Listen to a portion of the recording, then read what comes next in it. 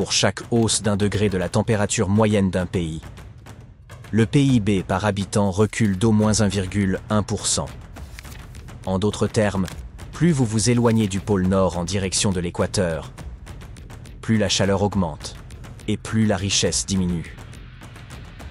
Si la vie dans des contrées glaciales peut sembler rude, il n'en demeure pas moins que 74,2% des milliardaires du globe se concentrent dans l'hémisphère nord.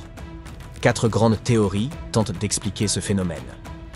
La théorie la plus élémentaire repose sur la biologie.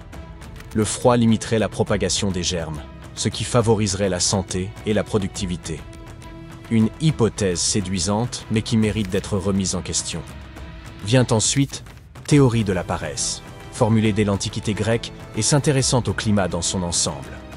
Les Grecs estimaient qu'un climat tempéré avait contribué à leur prospérité, tandis que les régions plus chaudes étaient moins propices à l'inventivité. La troisième hypothèse repose sur des recherches économiques et anthropologiques. Des spécialistes ont en effet constaté que les pays froids disposaient d'institutions inclusives, supposées garantir l'égalité des chances et protéger les marchés ainsi que la propriété privée. Un tel cadre favoriserait une concurrence saine et stimulerait la prospérité. La dernière théorie prolonge la précédente. En résumé, les pays les plus riches répartiraient mieux leurs ressources grâce à ces institutions inclusives, tandis que les pays plus pauvres seraient souvent soumis à des structures extractives où une élite concentre la richesse. Si ces explications semblent convaincantes, elles flirtent pourtant avec l'absurde. Prenons l'idée selon laquelle le froid éliminerait les germes et limiterait les maladies dans les régions les plus froides. Désolé de plomber l'ambiance, mais la réalité est tout autre. Les températures basses favorisent leur propagation. En hiver, nous avons tendance à nous confiner dans des espaces clos, ce qui facilite la transmission des microbes. De plus, l'air sec caractéristique de cette saison constitue un environnement idéal pour la prolifération du virus de la grippe. L'être humain développe une résistance accrue aux virus et bactéries de son propre environnement, car une exposition constante renforce son système immunitaire. Rappelez-vous vos cours d'histoire. La plupart des colons britanniques ont rencontré des difficultés face au climat et aux microbes du Nouveau Monde, alors que les peuples autochtones y étaient bien mieux adaptés. Quant à la théorie de la paresse, elle mérite qu'on s'y attarde. Il se trouve encore des gens au XXIe siècle pour avancer que les habitants des régions les plus chaudes seraient naturellement moins enclins à l'effort, ce qui expliquerait des écarts de développement. Pourtant, le soleil ne freine pas le travail. Certes, la chaleur peut provoquer une légère baisse de régime par déshydratation, mais le corps humain s'adapte au climat de son lieu de naissance. Un Canadien tolérera aisément le froid et saura s'y adapter, tandis qu'un Brésilien supportera mieux les températures élevées et n'en sera pas affecté. Si cette idée était fondée, comment expliquer que les Colombiens travaillent en moyenne 200 heures de plus par an que les États-Uniens? D'ailleurs, les habitants du Cambodge, de la Birmanie et du Mexique figurent parmi ceux qui cumulent le plus d'heures de travail au monde. Les pays chauds ont aussi développé une réponse efficace à la fatigue liée à la chaleur. Cela s'appelle la sieste. Après un repas copieux, comme ceux que l'on trouve en Espagne ou en Italie, il est naturel de ressentir une baisse d'énergie.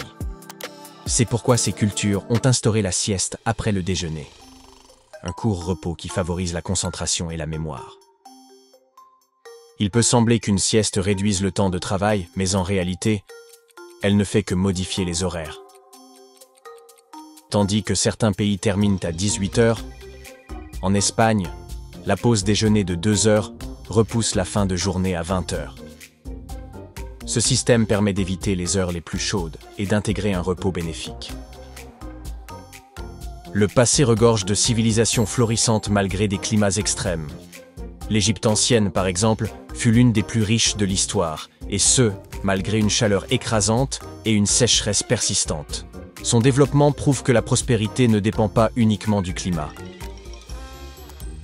Les Aztèques sont un autre exemple de réussite sous un climat torride. Leur capitale de Tenochtitlan, située dans l'actuel Mexique, était plus grande que Londres ou Paris à la même époque. Cela démontre qu'une civilisation peut atteindre un haut niveau de sophistication sans conditions climatiques idéales. De nombreuses avancées scientifiques et mathématiques proviennent de régions chaudes. La Mésopotamie et l'Inde, par exemple, ont posé les bases de connaissances essentielles, qui ont ensuite contribué à la richesse et au progrès d'autres civilisations. Pour simplifier les conclusions des études économiques et anthropologiques, commençons par une observation évidente. Les pays chauds s'appuient souvent sur l'exploitation de leurs ressources naturelles. Contrairement aux nations industrielles, leurs richesses sont fréquemment concentrées entre les mains d'une élite restreinte, ce qui entraîne un PIB plus faible, réduisant ainsi les indicateurs classiques de prospérité. Nous avons évoqué l'importance des institutions inclusives dans les pays riches. Ces lois qui garantissent un accès équitable à l'emploi, au logement et à des salaires décents. Les pays en développement, en revanche, peinent à instaurer ces structures, non par manque de volonté, mais en raison d'héritages historiques, comme ceux laissés par l'ère des grandes découvertes et la colonisation qui en a découlé. Si vos cours d'histoire ne vous ont pas laissé de souvenirs marquants, rappelons que l'âge des grandes découvertes, entre les 15e et 17e siècles, fut une période où les nations européennes ont cartographié les océans et établi des colonies à travers le monde. Bien que cela puisse sembler lointain à certains, de nombreuses anciennes colonies n'ont accédé à l'indépendance qu'au XXe ou XXIe siècle. C'est en grande partie pour cette raison que certains pays en développement peinent à développer des industries solides. Leurs institutions sont héritées de l'époque coloniale. Des décennies d'exploitation ont épuisé leurs ressources sans leur offrir d'infrastructures adaptées à un essor économique durable. De plus, prétendre que la propriété privée réduit les inégalités économiques est discutable. Des pays en développement comme le Brésil et l'Afrique du Sud affichent des écarts considérables entre richesse et pauvreté. Mais même aux États-Unis, les 1% les plus riches gagnent 139 fois plus que les plus démunis. Et plus de 700 000 personnes y étaient sans abri en 2024. À l'échelle mondiale, 1% de la population détient plus de richesses que le reste de l'humanité réunie. Si les institutions inclusives avaient vraiment un tel impact sur la prospérité des pays riches, il n'y aurait pas plus d'1 milliard de personnes vivant dans une pauvreté extrême. Affirmer que la propriété privée améliore la vie de tous devient absurde lorsque tant de gens ne peuvent même pas se loger convenablement. À vrai dire, le PIB, souvent utilisé pour mesurer la richesse d'un pays, ne reflète pas fidèlement la réalité sociale.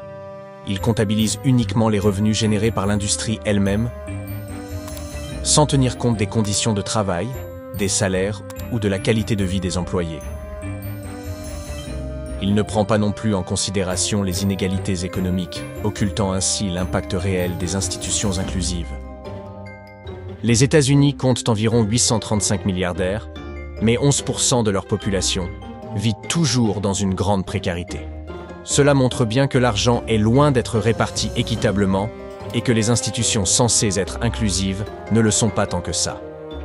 Par ailleurs, la notion de richesse varie selon les cultures. À Londres, par exemple, avoir de quoi se nourrir, se vêtir et se loger ne signifie pas être riche, mais simplement survivre. Pour y être considéré comme véritablement fortuné, il faudrait probablement posséder un cheval de course, employer du personnel de maison et avoir un instructeur particulier de pilates. En revanche, pour les tribus Awa et Yanomami, l'argent n'a aucun rôle. Elles produisent uniquement ce dont elles ont besoin et échangent leur surplus avec d'autres communautés. Difficile de croire, en tout état de cause, que la concentration des pays pauvres autour de l'équateur ne soit qu'une coïncidence historique.